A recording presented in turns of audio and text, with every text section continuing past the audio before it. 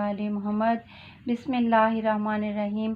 मौज़ा number है 9, जनाब हज़रत गाज़ी अब्बास अलमदार अलैहिस्सलाम का मौज़ा है और तरकीब नज़र ये है कि आम हलवे की तरह हलवा बनाया जाता है, लेकिन पाक साफ़ हो के बावज़ू हो के इस हलवे को बनाया जाता है और फिर एहतमाम के साथ साफ़ बर्तन में डाल के रख दिया जाता है।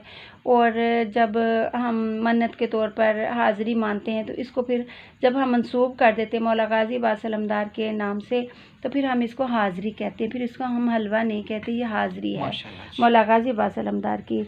जब कोई मुश्किल या कोई हाजत दरपेश हो तो मोमिनीन और मोमनात को चाहिए कि वो सरकार वफ़ा हज़रत अब्बास अलैहिस्सलाम का मौज़ा बयान करने की महफ़िल और हाज़री की नियत करें और हाजत पूरी हो जाने और मुराद बराने पर जल्द से जल्द एक पाकीज़ा महफ़िल मुनक्कद करें, जिसमें एक मोमिन या मोमना मौज़ा को बयान करे और बाकी रजूए कल्ब से इसे सुने, और जहाँ जहाँ मौका महल हो बावाज़ बुलंद दरूद पाक पढ़ें। इसके बाद हस्बे इस्तिताअत हाज़री पर नज़र जनाब हज़रत अब्बास अलमदार अलैहिस्सलाम इस तरह दें कि अव्वल और आखिर 5-5 मरतबा दरूद और दरमियान में सूरत अल-हम्द, एक बार सूरत इन्ना अंज़लना, एक बार सूरत कुल हुवल्लाह 3 मरतबा पढ़ें और ये कहकर एक बार बारिलाहा हम इस दरूद और सूरतों का सवाब नज़र करते हैं रूहे पुरफतू हज़रत अब्बास अलैहिस्सलाम के लिए। ये हाज़री इस सक्का सकीना अलमदार लश्कर हुसैनी की नज़र है। फिर इसके बाद खड़े होकर आपके मज़ार अक़दस की तरफ रुख करके आपकी ज़ियारत पढ़ें और इसके बाद हाज़री मोमिनीन और मोमनात में तकसीम करें। इस नज़र और न्याज़ों में जिस बात का सबसे ज़्यादा ज़रूरत है वो हुस्न नियत, खलूस और कुर्बतन लिल्लाह है।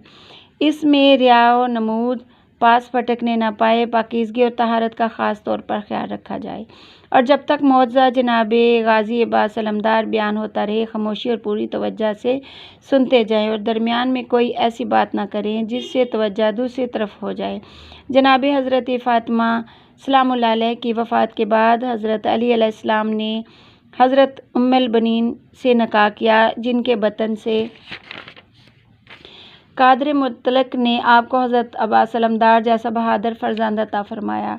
जब हज़रत अब्बास अलमदार के रूहानी वजूद ने ज़ुल्मत कदा दुनिया को मुनव्वर फरमाया तो आप ना तो किसी की गोद को कबूल करते थे और ना ही अपनी मादरे ग्रामी का दूध पीते थे। आपके आकाए नामदार इमाम हुसैन अलैहिस्सलाम ने कदम रंजा फरमाया तो बड़े तपाक और इश्तियाक से इनकी गोद में चले गए और ऐसा दिल फरेब तबस्सुम फरमाया जिस पर हज़रत इमाम हुसैन अलैहिस्सलाम की हज़ारों जानें फ़िदा हो गईं। फिर आपने अपनी दोनों बाहें इमाम हुसैन अलैहिस्सलाम के गले में डाल दी और सीना पुरनूर से लिपट गए। फिर हज़रत अली अलैहिस्सलाम तशरीफ़ लाए और आपने हज़रत अब्बास अलमदार की पेशानी पर बोसा दिया और गले से लिपटा कर ज़ारो कतार रोए और फरमाया कि अब्बास मेरे हुसैन के लश्कर का अलमदार होगा और हुसैन अलैहिस्सलाम पर मैदान करबला में फ़िदा होगा। फिर आपने हज़रत अब्बास अलमदार के मुबारक शानों पर निगाह की और अहले बैत को 2 निशान दिखाए, एक निशान मशक का और दूसरा निशान अलम का था। ये सुनकर अहले बैत की आंखों से आंसू निकल पड़े। जब हज़रत अब्बास अलमदार के चचा हज़रत जाफ़र तैयार शहीद हुए जो हज़रत सल्लल्लाहु अलैहि वसल्लम के लश्कर के अलमबरदार थे तो हज़रत सल्लल्लाहु अलैहि वसल्लम बहरो गम और आलम में डूब गए। इसी वक्त खुदावंद आलम ने बज़रिया जिब्राईल अलैहिस्सलाम इरशाद फरमाया, ए मेरे हबीब अपने सर को ज़ानुए हिज़न और अलम से उठा लें। मैंने जाफ़र को इसके कटे हुए शानों के सिला में 2 पर अता कर दिए हैं जिनसे वो बहिश्त के हर मकाम पर परवाज़ कर सकेंगे। फिर खुदावंद आलम ने हज़रत सल्लल्लाहु अलैहि वसल्लम को इतला दी कि अली बिन अबी तालिब के यहाँ उम्मुल बनीन के वतन से एक लड़का होगा जो तेरे बेटे हुसैन अलैहिस्सलाम के लश्कर का अलमबरदार होगा। वो मैदान करबला में हुसैन अलैहिस्सलाम पर कुर्बान होगा। इसके भी दोनों बाजू जाफ़र तैयार की तरह अशकिया के खंजरों सितम से कट जाएंगे। हज़रत सल्लल्लाहु अलैहि वसल्लम ने ये तमाम रूदात हज़रत अली अलैहिस्सलाम से बयान की और फरमाया, अली तेरे इस बेटे को जाफ़र से एक गो नामुशाबत हासिल है, लेकिन तेरे बेटे का मर्तबा हज़रत जाफ़र से बहुत अरफा है। जब यह लड़का तेरे यहाँ पैदा होगा پیدا ہو تو اسے میری طرف سے پیار کرنا، کیونکہ میں اس وقت رحلت کر چکا ہوں گا۔ حضرت فاطمہ سلام اللہ علیہ نے فرمایا کہ میں نے اسے اپنی فرزندی میں لیا۔ یہ سن کر حضرت علی علیہ السلام نے عرض کیا، آپ نے ہی میرے دونوں بیٹوں کے نام شبر اور شبیر، حسن اور حسین علیہ السلام رکھے تھے، اس لیے آپ ہی میرے اس بیٹے کا نام مقرر فرمائیں۔ جبرائیل علیہ السلام کا نزول ہوا اور اس نے عرض کیا کہ اے محبوب حق، اس لڑکے کا نام اسد یعنی شیر کے معنوں پر رکھو۔ اگرچہ حضرت عباس علمدار ابن علی نے نہ تو اپنے دادا حجاز کے بے تاج بادشاہ حضرت ابو طالب علیہ السلام کو دیکھا تھا، نہ قسمت عالم کے ممار سردار انبیاء علیہ السلام کا عہد ہی ان کو ملا تھا، لیکن زندہ حقائق اور روشن معارف ان تک ضرور پہنچے۔ زندہ تاریخ ایک حد تک مکان و زمان کا فاصلہ کم کر دیتی ہے۔ حضرت عباس علمدار کو 14 سال حضرت امیر المومنین علیہ السلام کی تربیت کے ملے۔ سن 40 ہجری میں امیر المومنین علیہ السلام کی شہادت ہو جاتی ہے۔ امام حسن علیہ السلام کی قیادت کا دور شروع ہوتا ہے۔ 10 سال حضرت عباس علمدار امام حسن کی تربیت سے فائدہ اٹھاتے رہے۔ سن 50 ہجری میں امام حسن علیہ السلام بھی شہید ہو جاتے ہیں اور امام حسین علیہ السلام کی قیادت روحانی کا دور شروع ہو جاتا ہے۔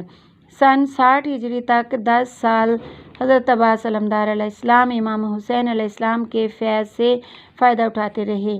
سن 61 ہجری کے آغاز میں جب کہ وہ کربلا میں وفا اور شجاعت کو غیرت کے ہیرو کی حیثیت سے اپنی لافانی تاریخ کے نقش ابھارتے ہیں، اس وقت ان کی عمر 34 سال تھی۔ حضرت عباس علمدار کی زندگی کے 34 سال انہیں ذہنی تکمیل اور عملی اخلاقی عروج کی اس چوٹی پر پہنچا دیتے ہیں جہاں اگر قومیں صدیوں میں پہنچیں تو ان کے لیے باعث فخر تھا۔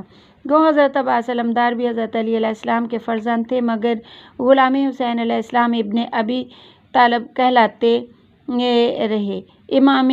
جہاں امام کا پسینہ گرتا اپنا خون بہانا منتہائے مقدس سمجھتے تھے، وفا میں جناب عباس اعلیٰ درجے پر فائز ہیں۔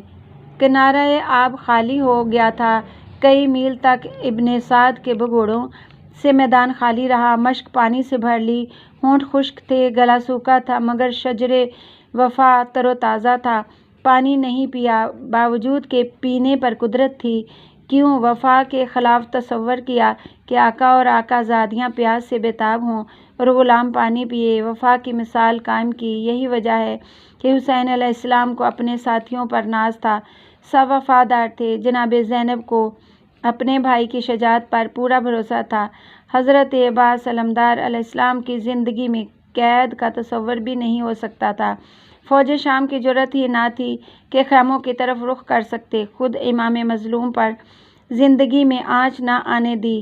جناب عباس علمدار علیہ السلام کی آواز سہمے ہوئے دلوں کو تسکین دیتی اور قمر بنی ہاشم کی شکل آنکھوں کو جلا اور بے چین طبیعت کو چین بخشتی۔ حسینی اطفال اور ہاشمی مستورات جناب عباس علمدار کو حصار تصور کرتی تھیں۔ آہنی ہتھیاروں کی چھنکار، بلند نیزوں کی آہنیاں، گھوڑوں کی ٹاپوں کی آوازیں جہاں اہل حرم کو ڈرانے کا کام کرتی، وہاں جناب عباس علمدار کا ایک جملہ گھبرائے ہوئے دلوں پر دستے تسلی کا کام دیتا۔ مرجھائے ہوئے دل سکون پا جاتے۔ عالم ضعیفی میں بھی حسین علیہ السلام اپنے آپ کو ضعیف نہیں سمجھتے تھے، کیونکہ بھائی زور کمر مضبوط کیے ہوئے تھا۔ علی کا لال حسین علیہ السلام کے دل کا غنچہ مرجھانے نہ دیتا۔ ابو طراب کا لخت جگر جناب فاطمہ سلام اللہ علیہ کے نور عین کا ہالہ کیے رہتا۔ گو جناب عباس کی حسرت دل میں رہی اور اجازت نہ ملنے کی وجہ سے ارمان نہ نکل سکا، مگر لاش پر امام مظلوم نے یہ جملہ کہہ کر کہ اب میری کمر ٹوٹ گئی، یہ ثابت کر دیا کہ وہ صرف جناب عباس علمدار کی زندگی کو اپنا سہارا سمجھتے تھے۔ روز عاشور جب قربانی پیش کرنے کا ارادہ کیا، ان الفاظ میں مولا میرا سینہ زندگی سے تنگ ہو گیا ہے، اجازت جنگ مانگی، خرد سال بچوں کی پیاس اور جناب سکینہ کی الاتش کی صدا، آقا زادیوں کے بہتے ہوئے آنسو جناب عباس کی غیرت کو للکار رہے تھے اور اذن جہاد نہ ملنے سے مایوس تھے۔ ایسے غیور بہادر کے لیے زندگی صبر کے کڑوے پیالے تھے۔ آخر صبر کی بھی کوئی حد ہوتی ہے، نامعلوم کس دل سے اور کس قدر طبیعت پر دباؤ ڈال کر اور کس قدر صبر کی چٹان جوشیلے قلب پر رکھ کر کہا ہوگا، مولا مجھے لڑنے کی نہیں تو مرنے کی اجازت دیجیے۔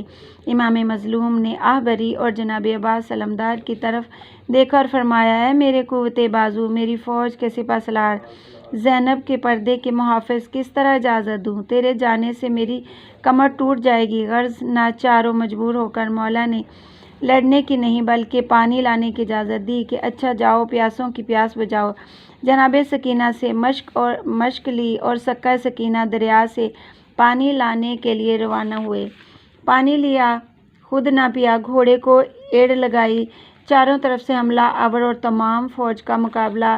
اگر سکہ سکینہ کو لڑنے کی اجازت ہوتی تو مشق رکھ دیتے، مقابلہ کرتے۔ جس طرح فرات کا کنارہ خالی ہو گیا تھا، میدان خالی کرنا دشوار نہ تھا، مگر اجازت پانی لانے کی تھی، لڑنے کی نہیں تھی۔